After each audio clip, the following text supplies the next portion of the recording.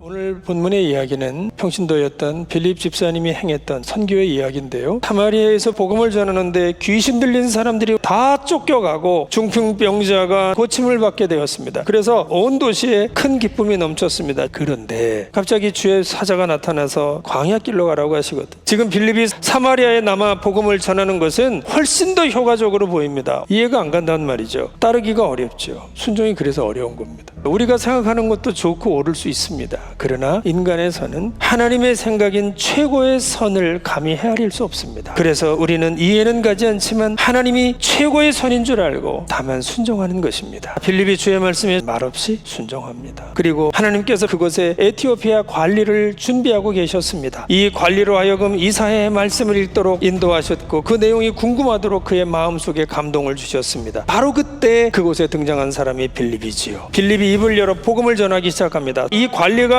붙들고 씨름하던 이사야 선지자의 말씀은 예수 그리스도가 아니면 도무지 풀어낼 수가 없는 수수께끼와 같은 말씀입니다. 예수라는 말 한마디, 그게 열쇠가 됐어요. 복음을 이해하기 시작합니다. 예수님이 해답이죠. 여러분, 인생의 모든 문제와 갈증의 해답도 예수님 아니셨던가요? 인생은 그분을 만나기 전까지 계속 갈증을 느낄 수밖에 없습니다. 에티오피아 관리는 이 빌립을 통해서 전달되는 말씀을 들으면서 복음을 알게 되고 예수를 알게 됩니다. 그리고 예수를 통해서 그의 오래된 인생의 숙제를 해결했을 뿐만 아니라 인생의 문제도 해결되었습니다. 그리고 바로 그를 통해서 땅끝 에티오피아에도 복음이 전달되게 되었습니다. 인생의 문제의 해결자는 정말 예수님이셨습니다. 우리에게도 예수님이 인생의 문제의 열쇠가 되심을 믿으시길 바랍니다. 그분이 해결자이십니다. 그래서 빌립과 이 관리는 서로에게 하나님의 섭리가 되었습니다. 우연이 아닙니다. 하나님의 섭리입니다. 에티오피아를 구원하시려고 이 관리에게 복음의 목마름을 주시고 잘 이해는 가지 않지만 빌립아 저 아래로 내려가라 이렇게 말씀하셨던 하나님, 이런 하나님의 섭리로 복음은 에티오피아를 향하게 되었던 것이고요. 바로 이런 여러 가지 과정 속에서 여기 우리를 모이게 하신 하나님의 섭리는 무엇일까요? 그것은 바로 이 땅에 복음을 전해 그리스도의 계절이 오게 하는 것이겠죠. 우리 마음속에 때때로 내게 들리는 주님의 말씀이 이해가 가지 않아 주님 말씀에 순종하는 것, 멀리 돌아가는 것처럼 생각될 때가 있습니다. 그러나 순종하셔야 됩니다. 우리 모두 순종 앞에 세워져서 최고의 선이신 하나님의 뜻에 나를 쳐서 복종시키고 순종하여 돌아가지 말고 결국은 지름길로 인생 살아가시는 저 여러분의 삶 되시기를 예수님의 이름으로 축원합니다.